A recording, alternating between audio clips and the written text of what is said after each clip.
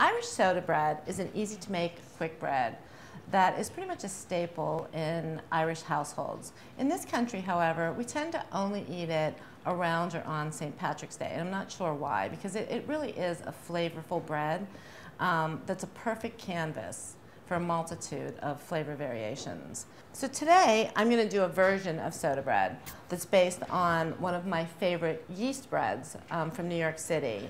It's a semolina fennel golden raisin bread that was created by Amy Sherber from Amy's Bread in New York. And when I was developing recipes for this video on Irish soda bread, I wondered to myself, would those flavors translate into a soda bread? Would it work? Would the texture be okay? Would the flavors work with the buttermilk? And I'm happy to report that it does work and it's delicious. And I'm going to show you how to make it. First, let me just say that my basic soda bread recipe is adapted from America's Test Kitchen, one of my most favorite websites and magazines and television shows. And this recipe is pretty perfect. I've tried so many different soda bread recipes, and I think that America's Test Kitchen really nailed it with this one. I love the texture. And here's what you do. The base of the soda bread is AP flour, cake flour. And what I find is sifting it makes a world of difference in the final texture of the bread. So what I've done is removed a little bit of the AP flour and a little bit of the cake flour, and I've substituted semolina flour. And if you don't know what semolina flour is, it's this golden yellow, coarse ground flour from durum wheat that's used to make pastas and couscous, and it's delicious. Not only does it add a beautiful color to this bread, but it adds a really great texture too.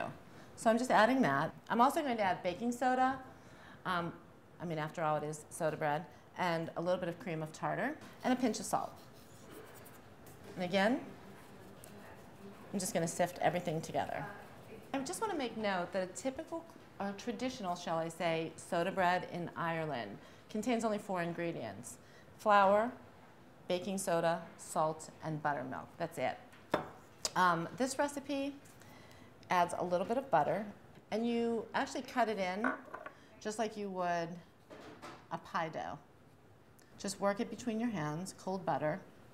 Okay, so after the butter is worked in, I'm going to add some finely grated orange zest to my buttermilk. It just helps to incorporate it better into the bread. And I'm going to just add it to the flour baking soda mixture and just fork it. And then just before it's fully incorporated, I'm going to add some fennel seed. These are roasted and salted fennel seeds, and they're just absolutely delicious. So I add about a tablespoon, and then I'm adding some golden raisins, which I've soaked and then drained and patted dried. You just want to mix this together, and then you'll have to get your hands in there and form it into a ball. Then you want to transfer the ball to a cast iron pan, a seasoned cast iron pan. If you don't have a seasoned cast iron pan, you can bake this on a parchment-lined baking sheet, no problem. But the cast iron pan really does give it an amazing crust. And then you want to score it. Some people say it's the sign of a cross because it's for religious purposes. It also helps to open up this very dense bread and allows it to bake more evenly in the center. And then you want to bake it in a 375-degree oven for between 40 and 50 minutes. And this is what you get.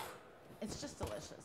And as soon as it comes out, just brush it with a little Irish butter and then let it rest for about 15 minutes. You can serve it as is, or you can serve it with butter and jam, or toast it and serve it with butter and jam. Any way you eat it, it's delicious. And there you have my version of fennel golden raisin semolina soda bread.